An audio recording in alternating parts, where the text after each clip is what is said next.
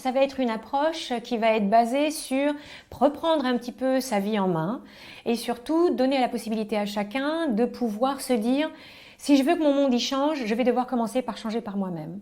Du coup, ça va venir par 3 angles d'exploration. La première, c'est aujourd'hui, qu'est-ce qui se passe au niveau de mon passé pour pouvoir commencer à l'accepter. Voilà, revenir à je l'accepte, quoi qu'il se soit passé, c'est comme ça. Il a été mon passé et je l'accepte, mes blessures, mes croyances. Ça va permettre du coup de clarifier ses idées. La deuxième approche, c'est relativiser. Bon voilà, j'ai fait ce que j'ai pu avec ce que j'en étais, là où j'en étais, avec ce que je savais. Et du coup, ça va permettre de commencer à clarifier ses idées, se sentir un petit peu plus dans son présent. Et la troisième, c'est maintenant, quel est le sens que je veux donner avec tout ça? Le sens que je veux donner et quels sont mes choix avec ce que je fais, me laisser porter un peu plus par la vie, me faire confiance, retrouver un peu l'estime de moi. Et mon approche, elle va être très différente parce que j'aime bien rendre les personnes autonomes, toujours avec des états psychocorporels, des états d'expansion de conscience, pour modifier un peu sa conscience avec des méthodes que j'ai développées et créées pour reconnaître qui je suis vraiment, plutôt que qui je crois être. Libérer son potentiel, l'utiliser, retrouver ses capacités, ses talents et les utiliser au service de sa vie. Commencer à ouvrir d'autres possibilités possibles dans sa vie, dans le sens que l'on veut mettre dans sa vie.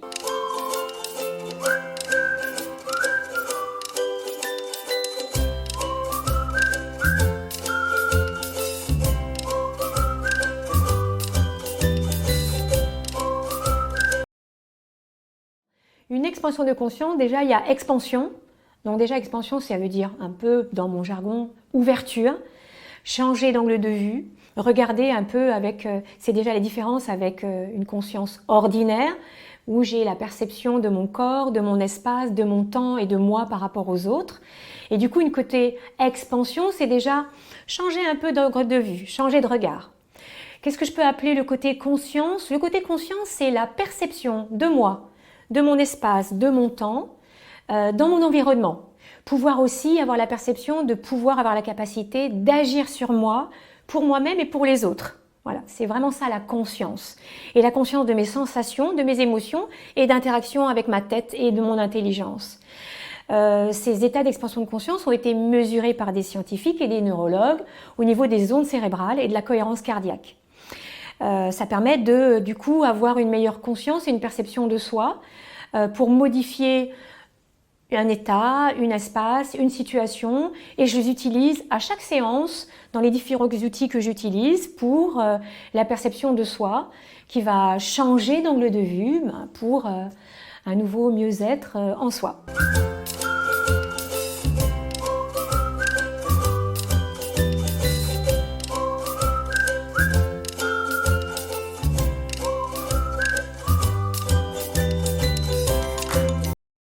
J'ai travaillé avec, et je suis certifiée, avec les outils de la sophrologie qui vont aider à s'inspirer autrement à travers le corps, par rapport au corps et dans le corps. Le corps, il ne mange jamais. Et avec ces outils, ça va permettre de travailler et d'expérimenter les états d'expansion de conscience, le silence intérieur, et puis changer d'angle de vue, plus corporel. J'aime bien aussi utiliser les outils de l'hypnose. Les outils de l'hypnose avec des suggestions pour amener avec une autre vibration, une autre forme de suggestion dans l'imagination et de créer autre chose. C'est un outil très puissant que j'utilise énormément aussi avec les problèmes d'addiction. J'aime beaucoup travailler avec tout ce qui va être l'EFT. Les techniques d'EFT qui sont des techniques de tapping très doux qui permettent de relâcher, de relaxer et d'être aussi autonome, de travailler avec son corps. J'aime beaucoup travailler aussi avec un outil qui arrive en France depuis pas longtemps qui s'appelle IFS, c'est-à-dire travailler sur les différents systèmes qui sont mis en place et les différentes parties en soi qui vont faire générer une partie de souvenirs ou une partie du passé qui va parler à notre place. Tout cela, c'est avec le travail de l'inspiration de sophrologie et j'aime travailler avec les couleurs et donc les huiles essentielles.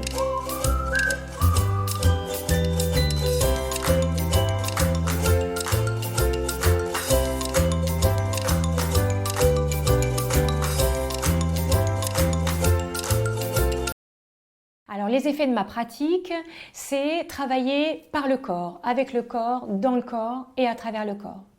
Pour moi, les effets de la pratique, ça va être des outils psychocorporels tels que la sophrologie, donc la détente, la relaxation. Et ça va avoir des effets sur l'inspiration au niveau du corps, tout ce qui va être au niveau de la sphère des poumons, l'oxygénation au niveau de tout le corps, de tout le système circulatoire au niveau sanguin. Ça va avoir des effets aussi au niveau de lâcher un peu le mental, quand ça va oxygéner un petit peu tout ce corps. En lâchant le mental et la charge mentale, ça va nous permettre du coup de revenir à plus de présence dans son corps, avec son corps. Et du coup, ça va permettre de commencer un peu à changer d'angle de vue et ça va donner beaucoup plus de sensations plus agréables avec tout le travail d'hypnose, de psychocorporel, de suggestion qui vont aider à avoir changé d'angle de vue, d'image, de sensation. Et ces sensations ressenties vont avoir des effets sur les 3 plans, au niveau de l'esprit, de notre intelligence du cœur et de notre relation et notre lien à nous, jusque des effets dans le corps, plus confortables, plus agréables à vivre. Changer un peu de conscience.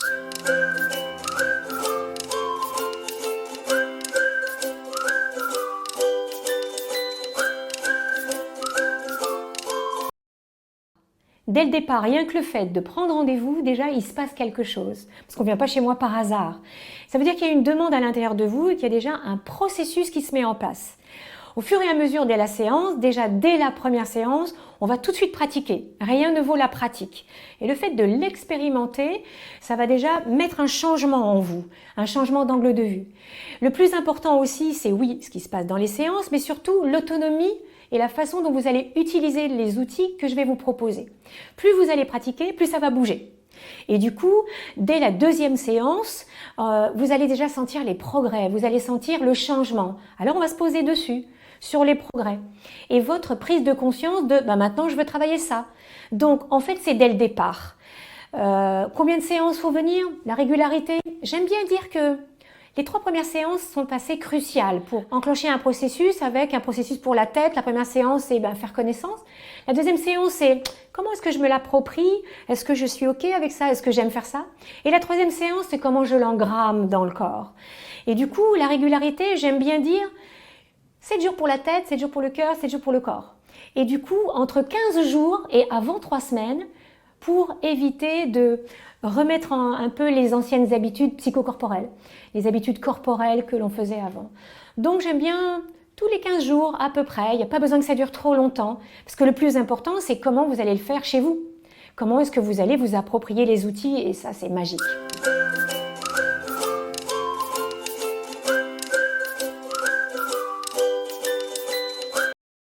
Alors ça s'adresse à des personnes qui sont très motivées à avoir envie de faire changer des choses dans leur vie.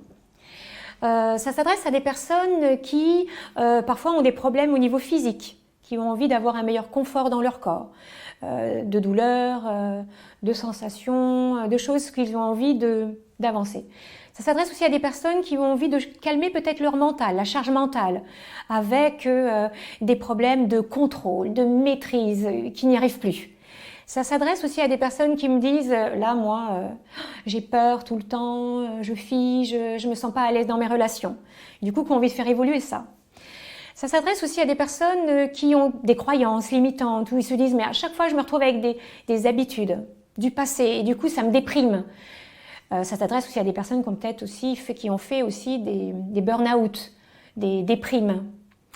Ça s'adresse aussi à des personnes qui ont déjà peut-être un peu avancé, qui ont déjà des idées, qui ont déjà utilisé les outils, qui veulent faire un peu des révisions et qui savent qu'ils vont réparer leur trauma, leur traumatisme du passé, qui savent que des personnes qui savent qu'ils ont des choses bloquées dans leur passé, qui ont envie de les traiter pour avancer. D'autres qui ont besoin d'aide pour se libérer d'addictions, de troubles du comportement alimentaire, des problèmes de phobie, des problèmes pour la gestion du poids, ou d'une santé plus agréable dans le corps, de douleurs physiques, hormis un examen médical. Des personnes qui ont envie de faire émerger un peu plus leurs ressources. Donc voilà, ça s'adresse à des personnes qui peuvent avoir tous les âges, des adolescents, des enfants, des adultes. Voilà. En entreprise, en groupe, et de plus en plus des thérapeutes, des psychiatres, des psychologues qui ont envie de faire développer et faire évoluer un peu plus leur pratique. Voilà, pour mettre plus de conscience dans tout ça, pour que ça aille plus vite.